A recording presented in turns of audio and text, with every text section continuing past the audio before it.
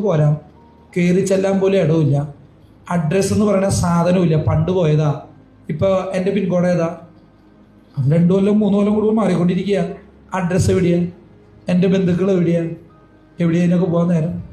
കൂട്ടുകാരെവിടെയാ? എനിക്ക് സ്വന്തം സമയം എവിടെയാ? എൻ്റെ സന്തോഷങ്ങൾ എവിടെയാ? എൻ്റെ ജീവിതത്തിൻ്റെ സ്വപ്നങ്ങൾ എവിടെയാ? ഒക്കെ ഇവിടെ ബലിയായി തീർന്നു. എല്ലാ വൈദികരുടെ അവസ്ഥ അതാ. മത്തായി, മർക്കോസ്, ലൂക്കോസ്, യോഹന്നാൻ നമ്മൾ ജനിച്ചെന്ന് കേട്ടു തുടങ്ങിയതാ. ഇതേ വായന തന്നെയാണ് നിങ്ങൾ മരിക്കും വരെ കൊഹനായിരുന്നു വായിച്ച് കേൾക്കാൻ പോണേ.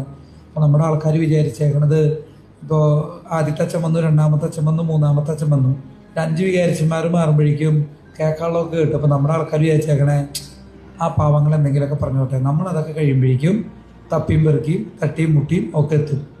അങ്ങനെ ഒരു പ്രത്യേകതയില്ല. പിന്നെ ഞാനായിട്ട് നേരത്തെ എനിക്ക് എൻ്റെ കുർബാനയ്ക്ക് ട്യൂണ് കുറവായതുകൊണ്ട് പെട്ടെന്ന് അവസാനിക്കും. അപ്പോൾ നാട്ടുകാർ തിരിച്ചു കയറി വരുമ്പോൾ സമാധാനത്തോടെ പോകുമെന്നും പറഞ്ഞ് ഞാൻ കൈയാക്കി പോകും. അപ്പോൾ അത് ഒഴിവാക്കാനാണ് പ്രസംഗം ഇപ്പോൾ പഠിച്ചത്. അല്ലെങ്കിൽ ഞാൻ അവസാനം പറയാമെന്ന് വിചാരിച്ചതാണ്.